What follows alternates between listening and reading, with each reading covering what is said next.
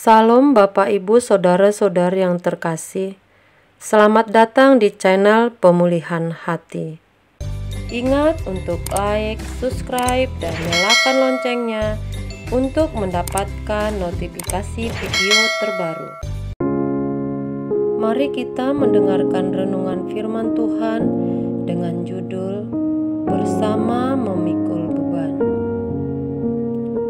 Kalau mengikut Tuhan Yesus, kita harus hidup seperti Dia hidup. Ini merupakan suatu kemutlakan yang tidak bisa ditawar.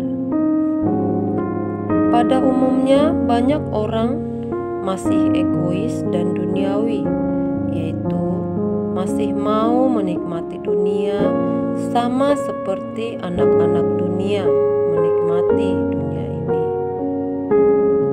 Banyak orang merasa bahwa apa yang dimilikinya adalah milik mereka sendiri. Padahal setelah kita menerima penebusan dari Tuhan, berarti kita telah menyerahkan seluruh milik kita. Dia yang menebus kita, Dia yang berhak sepenuhnya atas diri kita. Kita tidak ada lagi memiliki diri kita sendiri. Jadi, kalau seorang sudah memberi diri ditebus kebahagiaannya, harusnya tidak lagi dunia ini. Jika masih menjadikan dunia sebagai kebahagiaannya, kita akan gagal menerima keselamatan yang Tuhan sediakan dan berikan itu. Orang Kristen yang tidak menyadari dan tidak menerima bahwa seluruh miliknya adalah milik Tuhan, maka ia pasti menggunakan semua harta kekayaannya secara semena-mena tanpa memedulikan kehendak dan rencana Allah. Hal ini juga berarti bahwa mereka tidak memperhatikan perasaan Allah Bapa. Biasanya orang-orang seperti ini merasa bahwa kesempatan hidup hanya satu kali di bumi ini. Setelah hidup di dunia ini tidak ada kejelasan atau kepastian adanya kehidupan lain. Ini pikiran masing-masing yang sangat berpotensi membinasakan manusia, termasuk di dalamnya orang-orang Kristen. Orang-orang seperti ini akan sangat menyesal ketika ternyata kehidupannya yang sesungguhnya, yang dirancang kembali oleh Allah adalah kelak di langit yang baru dan bumi yang baru.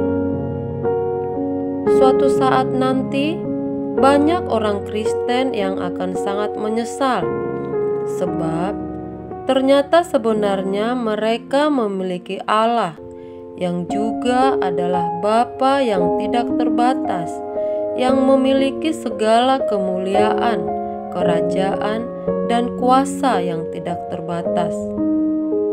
Allah Bapa telah menyediakan suatu kerajaan untuk dinikmati setelah perjalanan perjuangan menjadi utusan Kristus.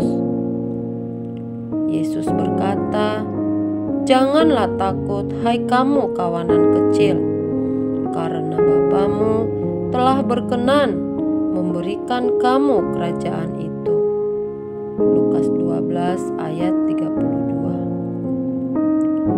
Selama masih hidup di bumi, ini adalah kesempatan untuk melayani Bapa, meneruskan karya keselamatan yang telah dikerjakan oleh Yesus. Segala pengorbanan yang kita lakukan untuk meneruskan karya keselamatan tersebut diperhitungkan kekal oleh Bapa. Sebenarnya, apapun yang kita lakukan untuk Dia tidak sebanding dengan apa yang telah Dia lakukan untuk kita. Allah semesta alam yang maha mulia sebenarnya tidak membutuhkan apa-apa. Dia sebenarnya juga tidak membutuhkan kita sama sekali. Namun, kalau Allah Bapa berkenan melibatkan kita dalam rencana-rencananya seperti Bapa melibatkan putra tunggalnya, adalah suatu yang sangat luar biasa. Di sini kita menemukan kehormatan sebagai anak-anak Allah untuk bisa menanggung beban bersama putra tunggalnya.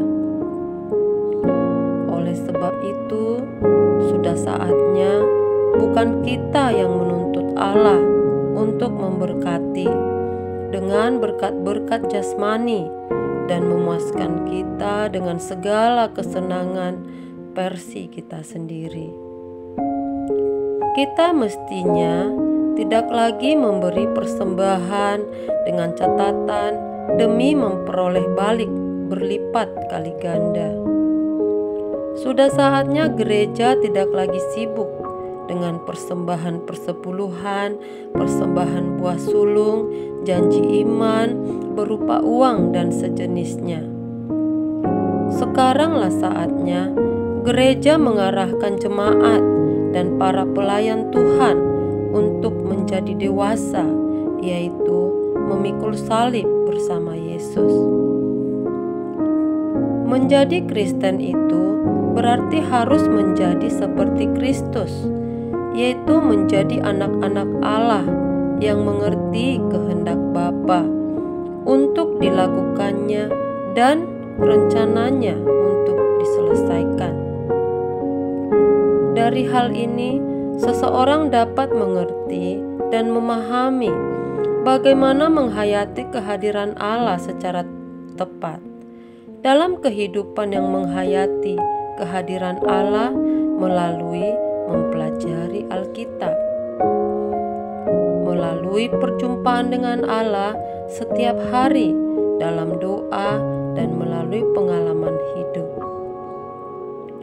Allah mendewasakan kita pasti memiliki kecerdasan rohani. Kecerdasan rohani adalah ketepatan bertindak untuk melakukan apa yang menyukakan hati Allah. Kita pasti tidak akan melukai orang lain. Kita juga tidak mungkin merugikan sesama. Kalau kita melihat hidup kita yang lalu, saat kita melakukan hal-hal yang melukai atau tidak menyenangkan hati Bapa, itu karena kita kurang cerdas. Cerdas berteologi belum tentu cerdas rohani. Seseorang bisa berbicara tentang Allah, tetapi bisa tidak bersentuhan dengan Allah secara real dan tepat. Itu membuatnya menjadi tidak cerdas. Oleh sebab itu, hendaknya kita menghidupkan Allah dalam hidup kita. Itu adalah agenda kita satu-satunya, bukan salah satu agenda hidup kita.